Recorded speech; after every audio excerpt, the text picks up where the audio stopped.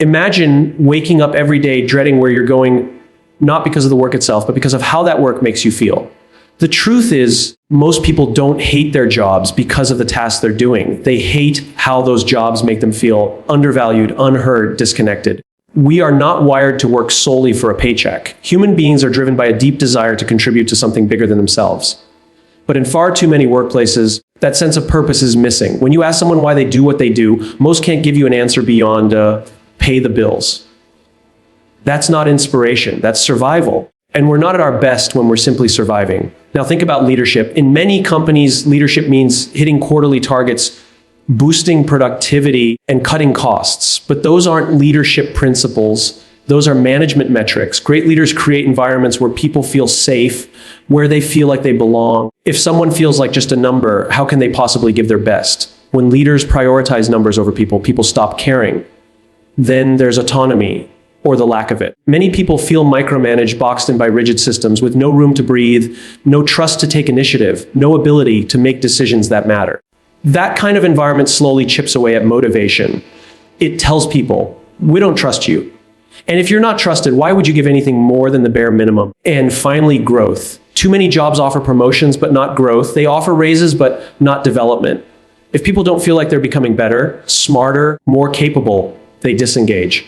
Because real fulfillment comes not just from being successful, but from becoming someone worth being. If we want to fix the fact that most people hate their jobs, we have to start with why. Why does your job exist? Why does your role matter? Why does your company exist beyond making money? People don't want to work for companies. They want to work for causes. They want to feel proud at the end of the day. And pride doesn't come from profit. It comes from purpose, people, and progress. Organizations that understand this, they don't just attract talent, they keep it. And they don't just make money, they make meaning. And in the long run, that's what leads to loyalty, creativity, and impact. So the question isn't, why do people hate their jobs? The question is, what are we doing to make work worth loving again? Most people believe the reason they go to work is to earn a paycheck. That's what we've been taught from a very early age. Go to school, get a job, pay the bills, retire. It sounds logical, it sounds responsible. But when we actually step into the world of work, we begin to discover something far more uncomfortable. The paycheck alone is not enough. Over time, no matter how good the salary is, if a person doesn't find any meaning in their work, that job begins to feel like a burden. And eventually they begin to hate it. The human brain is wired for meaning. We are naturally drawn to stories, purpose, and contribution. Money may motivate us for a short while. It helps us survive. But purpose helps us thrive. And without it, the job becomes just a series of tasks performed day in and day out with no deeper connection to anything meaningful. It becomes mechanical. It becomes draining. Think about this. When people talk about their dream jobs, they rarely mention salary first. They talk about the kind of impact they want to make, the kind of people they want to work with, the kind of change they want to see. That's because we all have a basic psychological need to believe that our time and energy are being used for something that matters. When that belief is missing, no title or bonus can fill the void. Unfortunately, many workplaces are built around function, not purpose. They focus on output, not outcomes. Employees are given tasks, roles, and responsibilities, but they're rarely shown how their work connects to a bigger picture. They're rarely told why their work matters. So over time, they begin to feel like cogs in a machine, replaceable, invisible, insignificant. Let's take a simple example. Imagine two janitors working at a hospital. One sees the job as just cleaning floors and taking out trash. The other sees their role as helping create a clean, safe environment for patients to heal. They do the same tasks, but one has a deeper sense of meaning. One feels connected to the mission of the hospital to help people recover and return to life. The other just feels tired. That's the power of purpose. Purpose doesn't have to be grand. It doesn't require curing disease or ending world hunger. It simply means connecting your daily actions to something beyond yourself. That's what people want. They want to know that what they do makes a difference to someone, somewhere. And that belief, when nurtured, becomes the fuel that powers long-term engagement and satisfaction.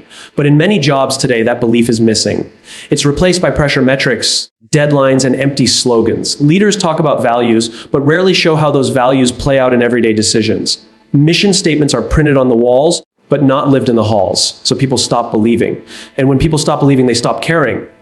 And when they stop caring, they disengage. Disengagement isn't just about being lazy or unmotivated. It's often a sign that someone no longer sees the point of what they're doing. They go through the motions because they feel they have to, not because they want to.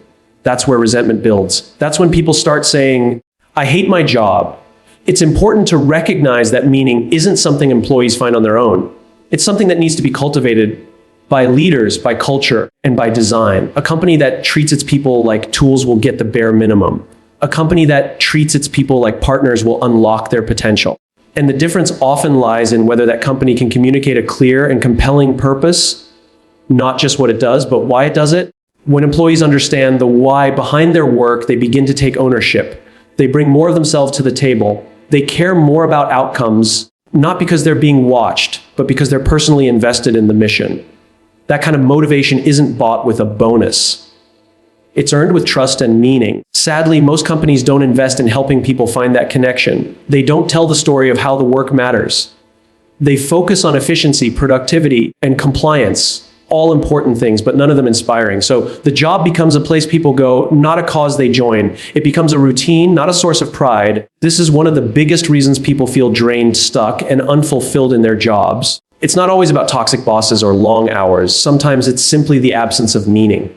And that absence is dangerous because over time it erodes motivation, self-esteem, and even mental health. So what's the solution? It starts with leaders asking better questions. Not, what are you doing it? But why are you doing it? Not how fast can you finish, but how does this contribute to what we stand for? It starts with organizations making purpose a core part of the culture. Not just an idea for branding, but a real felt experience in the workplace. It also requires companies to involve their people in shaping that purpose. Meaning isn't something handed down from the top. It's something co-created. When people are part of the story, they feel ownership.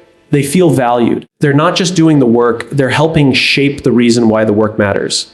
When we fail to build purpose into our work, we lose more than just morale. We lose creativity, loyalty, and resilience. But when we get it right, people stop working for a paycheck and start working for a reason. They stop surviving their jobs and start believing in them. And that's when work becomes more than a job. It becomes a source of meaning. So if most people hate their jobs, maybe it's not because of the job itself. Maybe it's because they've been asked to give their time and energy to something that gives nothing back. No connection, no inspiration, no purpose. And that's not just a business problem. That's a human one. Because we're not machines, we're meaning makers. And we do our best work when we believe it matters. In many organizations today, leadership has become confused with management. The two are not the same. Management is about processes, systems, control, ensuring that the machine runs smoothly. Leadership, on the other hand, is about people. It's about vision, empathy, trust, and creating an environment where others can thrive.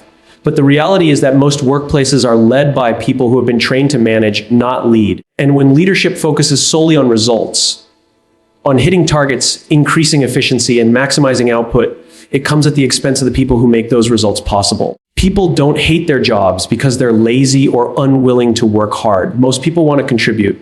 They want to be proud of the work they do. But when the environment they're placed in feels cold, transactional, or fear-driven, that desire begins to shrink. In many companies, employees are treated as resources, assets to be used, measured, and optimized. When someone becomes a resource rather than a human being with hopes, ideas, and potential, they're no longer seen for who they are. And when people don't feel seen, they disengage. This is what happens when leadership prioritizes outcomes over people. It creates a culture of pressure rather than a culture of support. Employees are expected to meet KPIs, deadlines, and performance goals, often without being asked whether they have the tools, support, or mental bandwidth to do so. The conversation becomes one-sided. Here's what you need to deliver. Instead of, how can we help you grow while delivering value? That's not leadership. That's command and control. And it burns people out. Too many organizations operate on the belief that fear is a good motivator, that if people feel the pressure of losing their job, missing a bonus, or being publicly scrutinized, they'll work harder. And yes, they might in the short term, but fear is a short-lived fuel. It doesn't build loyalty. It doesn't spark innovation. It doesn't encourage people to take initiative or bring their full selves to the job. It creates compliance, not commitment. Leaders who operate from a place of fear, whether they realize it or not, often create workplaces where people are afraid to speak up, afraid to challenge the status quo, afraid to fail. And when failure becomes dangerous, experimentation dies, creativity dies, communication breaks down. People start hiding their mistakes instead of learning from them. They start saying what they think leadership wants to hear instead of what they really think. That's how companies stagnate. That's how trust erodes. Contrast that with leaders who prioritize people. They understand that results are not separate from people. They come from people. So their job isn't to push harder, but to listen more, to ask deeper questions, to be present. They create environments where it's safe to speak up, safe to take risks, and safe to be human. In these environments, people perform better not because they're afraid, but because they feel supported, trusted, and valued. And when people feel that way, they don't just work, they care. One of the biggest misconceptions in leadership today is that being nice is weak. That showing empathy somehow makes a leader soft or ineffective. But real empathy isn't about being nice. It's about being courageous enough to see and acknowledge the emotional experience of others. It's about being willing to hear difficult truths, to ask uncomfortable questions, and to take responsibility when things go wrong. That's not weakness. That's strength. That's maturity. And that's what builds real loyalty. Employees are not just looking for higher salaries or better benefits. Yes, those things matter. They're part of feeling respected. But deeper than that, they're looking for leaders who care. Leaders who recognize effort, who understand context, who make time to ask, how are you doing? Without immediately following it with, because we need to increase your output. People can tell the difference between performative leadership and authentic care, and they respond accordingly. When leadership becomes too focused on numbers, it can't see the person behind the performance. It doesn't notice the burnout, the silent disengagement, the emotional toll of constant pressure. And over time, even top performers begin to check out. They stop going the extra mile. They start doing just enough to get by. And eventually leave there physically or mentally. And what's left is a culture full of stress, silence, and survival. Leadership that prioritizes people does something different. It recognizes that culture is not a side project. It's the foundation of performance. It's not built by perks or posters. It's built by how leaders show up every day, in meetings, in one-on-ones, in the way they handle setbacks, and in the way they celebrate progress. A leader sets the tone for how safe people feel, how connected they feel, and how willing they are to bring their full energy to the table. This kind of leadership doesn't mean lowering standards or ignoring results. It means understanding that sustainable performance comes from people who feel seen and supported. It means recognizing that a company is not a machine. It's a living system made up of human beings. And human beings need more than directives. They need connection. They need purpose. They need trust.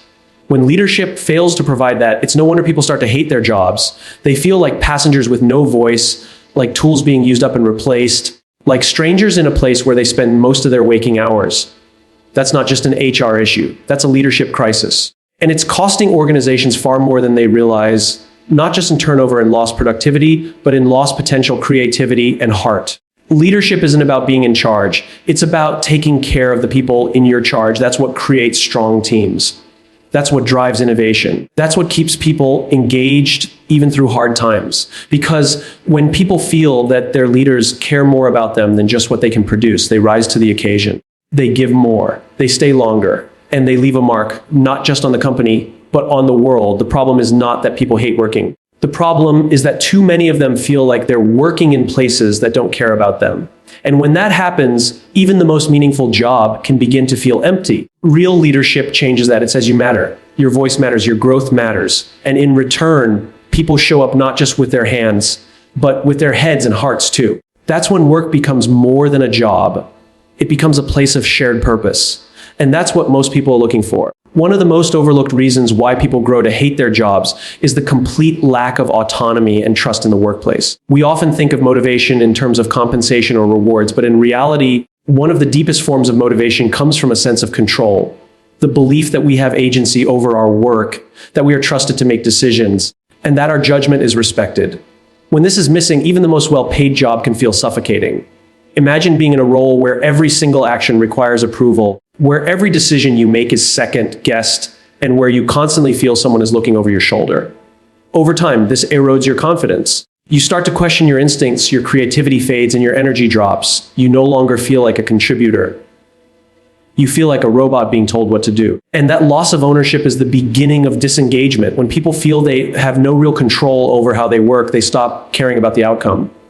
They become passive, and the mindset shifts from, how can I do my best work, to what's the minimum I need to do to stay out of trouble. That shift in mindset is dangerous, not just for the individual, but for the entire organization. Because when employees start showing up in body, but not in spirit, innovation dies, momentum dies, culture dies. A major part of the problem is that many leaders and managers equate control with competence. They believe that in order to maintain quality, they must oversee everything, that without tight supervision, people won't perform. But this belief creates a cycle of mistrust. The more you micromanage, the less people feel trusted. the less they feel trusted, the less ownership they take. And the less ownership they take, the more you feel the need to micromanage. It's a loop that drives good people away and turns high potential teams into average performers. Trust is not a reward for performance, it's a prerequisite for it. People rise to the level of trust you place in them. When someone feels that they are trusted to solve problems, take initiative, and own their work, they become more committed. They start thinking long-term. They go beyond just doing tasks. They begin to take responsibility for outcomes. And that sense of responsibility leads to better results, not worse ones. But autonomy is not just about being left alone. It's about being given clear direction and purpose, then the freedom to find the best path to get there. Great leaders set the vision and let their people figure out the how. They don't dictate every step. They ask questions, they listen, and they encourage experimentation. They allow mistakes to happen, not because they want failure, but because they understand that growth requires risk. No one grows by being told what to do all the time. In many workplaces, people are held accountable for results, but not given the authority to make decisions that impact those results. That's an incredibly frustrating position to be in. You're expected to deliver, but not allowed to adapt, to try new things, or to question the process. It's like being handed a map and told to reach a destination. But every time you try to choose a different route, someone stops you. That's not empowerment. That's control disguised as guidance. Lack of autonomy also crushes creativity. When employees are boxed into rigid systems, templates, and rules, they stop thinking outside the box. They start doing things the way they've always been done, even if that way is inefficient or outdated. Because why challenge the process when you're not trusted to change it? Why offer new ideas when no one listens? Why go the extra mile when the path is already dictated? It's not just the creative roles that suffer from this. Even in technical or administrative jobs, autonomy matters. People want to feel like they can improve their workflows, voice concerns, or suggest better solutions. When autonomy is missing, people stop sharing those ideas. And over time, that silence becomes the norm. Innovation slows and organizations fall behind, not because the people aren't capable, but because they've been trained to just follow, not lead. Now, some leaders fear giving autonomy because they worry about chaos or inconsistency.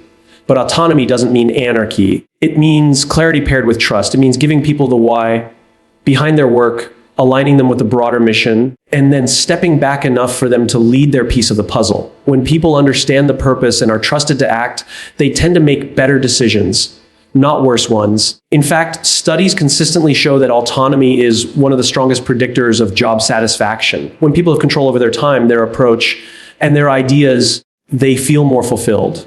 They're not just renting out their labor, they're bringing their whole selves to the table. They're more resilient, more engaged, and more loyal. It's worth asking, if you don't trust someone to do their job, why did you hire them? That question cuts through the noise. Because either we believe in people's abilities or we don't.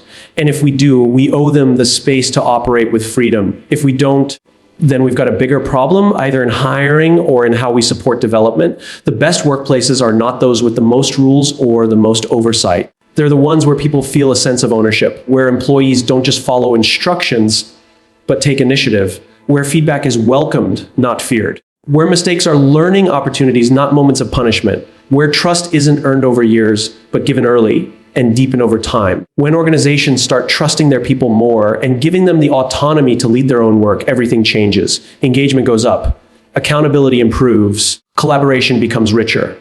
And most importantly, people feel proud of what they're doing because they know it's theirs, their work, their choices, their impact. But when that trust is missing, when autonomy is denied, when people are treated like tools in a process rather than partners in a mission, they start to resent the job. Even if the salary is good, even if the benefits are attractive, because no amount of money can make up for the feeling of being controlled, ignored, or undervalued. So if we truly want to create workplaces people don't hate, workplaces people want to be part of, we must start by trusting them, by giving them the freedom to think, act, contribute, and grow. Because autonomy isn't a luxury, it's a basic need. And without it, we don't just lose motivation, we lose meaning. One of the most common yet rarely addressed reasons people grow to hate their jobs is the absence of long-term investment in their growth and fulfillment. Too many organizations focus on what they can get from their employees right now, the immediate output, the current performance, the next quarter's numbers, and neglect what people actually need to thrive over time. This short-term mindset may look efficient on the surface, but it ultimately creates an environment where people feel stagnant, used, and replaceable. Most people don't go to a job expecting it to be easy. They expect to learn, to develop, and to become better versions of themselves. They want to grow, not just vertically through promotions, but holistically. They want to expand their skills, deepen their understanding, and feel that they are moving forward, not standing still. When that growth doesn't happen, when they feel stuck in a loop of repetitive tasks with no challenge or progression, frustration sets in, not because the job is hard, but because it's going nowhere. Organizations often talk about career development and learning opportunities, but in practice, these concepts are treated more like perks than necessities. A training session here, a conference there, maybe a promotion after a few years. But what people are really craving is consistent, meaningful development, the kind that is embedded in the culture, not tacked on as an afterthought. There is a significant difference between advancement and growth. Advancement is about climbing the ladder, getting a new title, a bigger salary, a better office. Growth is about expanding your capacity, your knowledge, your confidence. It's about learning to lead, to adapt, to contribute at a higher level, regardless of whether your title changes. The mistake many companies make is focusing only on the advancement track and ignoring the ongoing growth journey. So when people aren't promoted, they feel forgotten. They stop evolving. They start to drift. Even for those who do get promoted, if they don't feel supported in that transition, they can end up overwhelmed and unprepared. It's not enough to offer someone a new position. They need mentorship, coaching, and guidance to succeed in it. But in many organizations, promotions are handed out with the assumption that people will just figure it out. And if they don't, they're replaced. That's not development. That's trial by fire. It's important to recognize that investing in someone's growth isn't just about formal education or structured programs. It's about how managers lead. Do they give regular, thoughtful feedback? Do they encourage people to stretch beyond their comfort zones? Do they ask about career goals, or are they only concerned with this week's deadlines? These small, everyday moments matter. They signal whether someone is being seen as a long-term contributor or just a short-term executor. A lack of fulfillment often comes from this exact dynamic. When people feel they are only as valuable as their last deliverable, that kind of transactional relationship creates disengagement. People start asking themselves, what am I even building here? Or am I just a tool to get someone else's vision across the line? When people feel like their role has no future, they mentally check out, not because they're incapable, but because they're uninspired. Fulfillment is not a luxury. It's a key factor in retention, performance, and well-being. And fulfillment doesn't come from free snacks, ping pong tables, or performance bonuses. It comes from knowing that your work is aligned with your values. It comes from feeling like you're improving over time. It comes from being trusted to take on new challenges and being supported when those challenges get hard. Too often, employees feel pigeonholed. Once you're good at something, you're stuck doing it forever.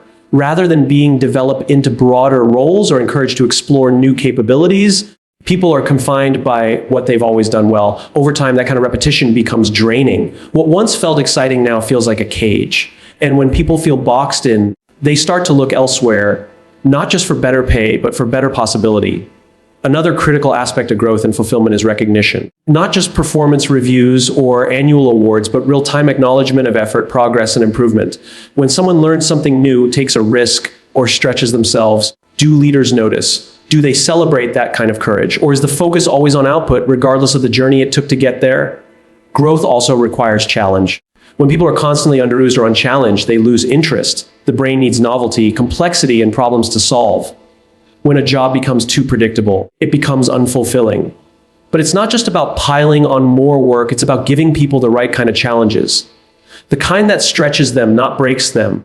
The kind that's aligned with their strengths and aspirations. This takes intentional leadership. The kind that understands each person's potential and nurtures it over time. There's also an emotional side to growth that's often ignored. People want to feel that their work is part of something bigger, that they're contributing not just to a company, but to a mission, a movement, a meaningful cause. When that larger narrative is missing, even growth can feel hollow. You might get better at your job, but if the job itself feels empty, so does the progress. That's why growth and fulfillment must go hand in hand. It's not just about learning skills. It's about building a life that feels purposeful. Leaders must ask themselves, are we creating a culture where people are growing or just grinding? Are we building teams that evolve or teams that repeat the same cycles endlessly? Are we measuring success only in numbers or in the development of our people? Organizations that invest in their people over the long term don't just see better retention, they see stronger loyalty, deeper engagement, and more innovation. Because when people feel they are growing, they bring more of themselves to their work. They care more, they commit more, and they stay, not because they have to, but because they want to. But when that investment is missing, even the most passionate employee can burn out. They start asking themselves, is this it? And if the answer is yes, leave. Or worse, they stay and stop trying. So if we're serious about building workplaces where people don't hate their jobs, we have to stop treating growth and fulfillment as optional. They are essential. They are the foundation of long-term success, not just for individuals, but for the organization as a whole. Because a company is only as strong as the people who believe in its future. And people only believe in the future when they see themselves growing into it. The real reason most people hate their jobs isn't because of the work itself. It's because of what the work has come to represent: a place where they feel disconnected, controlled, undervalued, and stuck. At the core of it all is a failure to treat people like people. When jobs lack purpose, when leadership prioritizes numbers over well-being, when autonomy is stripped away, and when growth is seen as optional rather than essential, the workplace becomes a place of survival, not fulfillment. But it doesn't have to be that way. People are not inherently disengaged or unmotivated. They simply need environments that allow them to bring their best, places where they are trusted, challenged, supported, and inspired. When organizations lead with purpose, empower through trust, invest in growth, and truly care about the human beings but behind the work, everything changes. The question we have to ask is simple but powerful. Are we building systems that use people to grow the business, or businesses that grow because they invest in their people? When we start choosing the latter, we won't just see better performance. We'll create workplaces people actually believe in. Workplaces where people don't just stay for a paycheck, but because they're proud to be part of something that matters.